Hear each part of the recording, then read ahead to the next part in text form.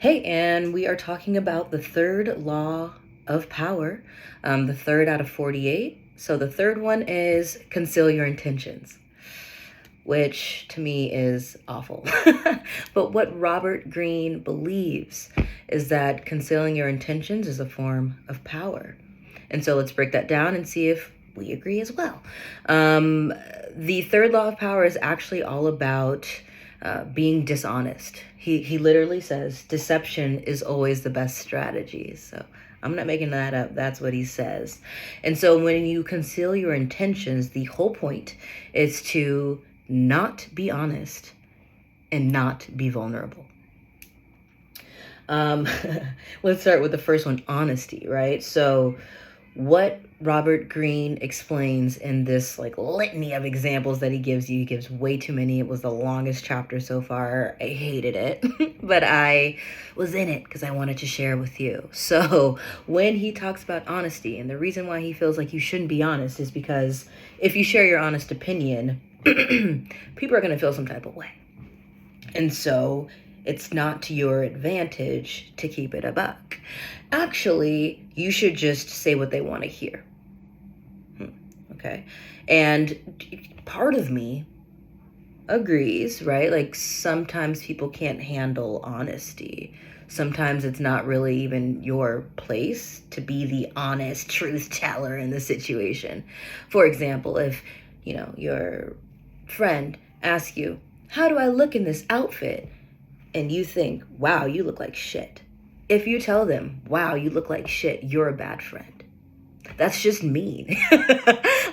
So I think unvarnished truth, which can just be interpreted as honesty in that case, no bueno, right? Because there isn't really that much to do with that information, and your friend's absolutely going to be hurt. Even if they're like, "Oh yeah, that didn't matter. Thanks for keeping it real." Like, no, that was mean. They're going to feel some type of way. So in situations like that, yeah, maybe dishonesty makes sense. But if your intention is to build relationships, cultivate deeper connections, this is not the move.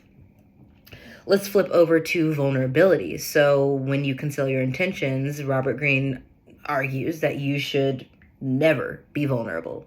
Don't be open. Why? Because openness breeds mistrust. Okay, so I did a little bit of exploration and realized that openness is one of the 5-factor models of human personality. So it's just like one of the 5. And openness, there are actually 6 dimensions to openness, and I wanted to share them with you because I think they're interesting and maybe lead us in a new, enlightened direction. So the 6 dimensions of openness are active imagination, aesthetic sensitivities, attentiveness to inner feelings, preference for variety, intellectual curiosity, and challenging authority. So when Greene suggests or commands, I don't know, that openness breeds mistrust, therefore don't be open.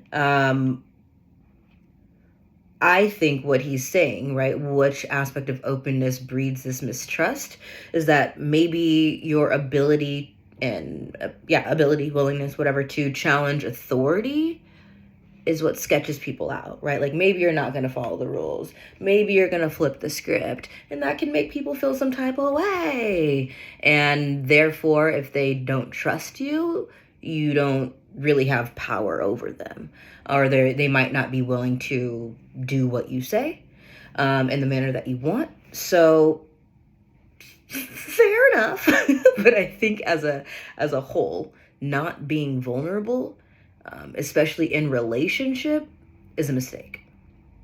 So Greene says that there are keys to unlocking the power to concealing your intentions, and they are: first, 1, seem to want someone or something you care nothing about. 2, seem to believe what you say. Okay, so with the first one, seem to want someone or something you care nothing about. That's the red herring technique.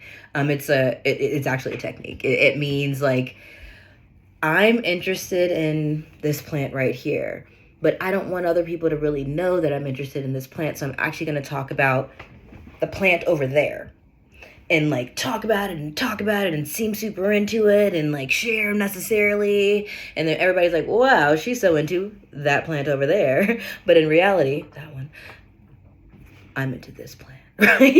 It is a form of deception. It's a red herring technique. That's what it's called. It's actually used a lot in politics.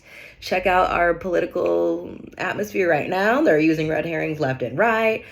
So it can be effective, but it's all about being dishonest. And I think that's not, again, the move in terms of building relationships. Seem to believe what you say. Always. This is the person who, seems to have a lot of confidence. Why? Because like they say things with conviction. They stand 10 toes down. They never change their mind. Yes, that's a form of power, I guess, but I think it's a little immature. I think if you're not willing to change your mind, I think if you always believe every single thing that you say, you have inner work to do, because humans are not infallible. That's my thought. We make mistakes. There's always something to learn. There's a way to grow. And if you don't believe that, ill, babe. You need to like grow up. You can get help for that. But yeah, I mean, a lot of men in particular seem to believe that they have to like have this illusion of confidence, which means doubling down on a belief that they may not even believe because to not do so makes them look vulnerable, right? Like, oh my God, they made a mistake. Oh my God, he must not be this powerful man. Again, I think that's weak, antiquated, outdated thinking, and I would love for us to revise our thinking, because with this third law of power, conceal your intentions, the goal is to keep people off balance so that nobody can ever plan a defense against you. But when it comes to matters of the heart, when it comes to like fostering relationships, as I was alluding to at the beginning, you don't want to play this dishonesty game. Let's play a different one. So, seduction is actually brought up in this example. But of course, Robert Greene cites an example of someone using seduction for the means of confusing, distracting, and then attacking and conquering some woman, right? Conquering her affection.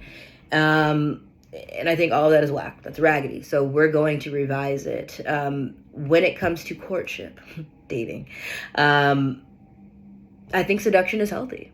I think seduction is a game, and games are supposed to be fun. But games are supposed to have consent.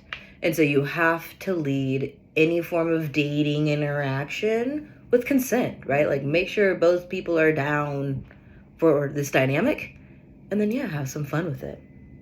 So in the art of seduction, we need to think of seduction as a dance, a tango, more so than a battle. Because in a dance, I do believe the point is connection, finding that flow, finding that rhythm, creating something unique between individuals. Versus a battle, which is just about winners and losers, those who conquer and those who are conquered. And that is not the way that you should maintain relationships in your life. So let go of the idea of this being a battle and let's adopt the idea of it being a dance, and let's make it nice and sexy. So how do you shift this law of power, third law of power, on its head, right? So rather than confusing and distracting and then attacking, let's instead be honest, be open, and seek connection. So when it comes to being honest, again, let's think about dating, right?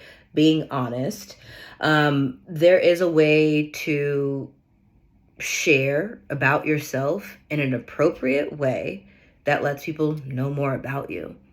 But sometimes when you're like on a date, you can get like weird, right? Like wonky, weird emotions come up. You might have a ton of anxiety. So actually one emotional intelligence skill that you can use is to always have a back pocket question. If you're wondering where that came from, it came from Talent Smart EQ.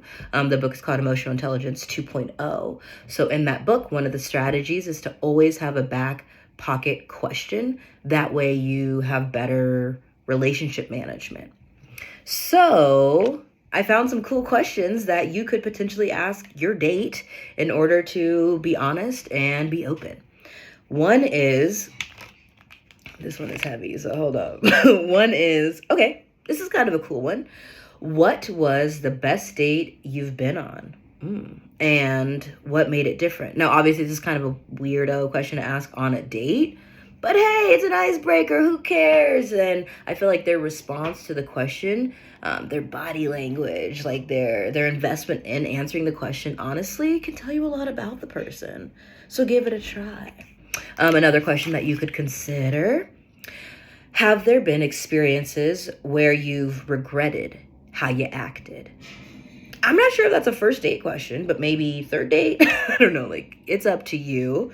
But I love this idea of having someone reflect in real time on something that they didn't do right, and like elaborating more. This is something I would definitely ask. Here's another question for you. Last one. Have you ever been heartbroken? And like, if so, how has it affected who you are today? I think that's a great question. We're being vulnerable. We're being open. We're getting to the heart of the matter, and that fosters connection. With all the questions that I suggested that you ask your date if you're dating, the person always has the ability to say, actually, not down to answer. Actually, that's a little too much for me, right? Like, consent, again, is what really matters in this dynamic. So if someone rebuffs you, that's okay. That doesn't actually mean they're a bad person. It just means it might have been too much for them, and you have to work on other ways to build trust so that you can get to the deeper matters. So I think, if we were to summarize, when it comes to matters of the heart, be honest, be open, seek connection. There are really cool tools out there to use, emotional intelligence tools that you can use in order to be able to feel confident, truly, right? And show up as your authentic self while also engaging with someone else and maybe being challenged a little bit, and, keeping things like cute, fun, and sexy as you develop a relationship. So when it comes to matters of the heart, the third law of power, conceal your intentions, boo, we don't like it. But there are times, obviously, when concealing your intentions might be useful. Just don't do it when it comes to dating and matters of love. All right. We'll be talking about Law 4 coming up next. Take care.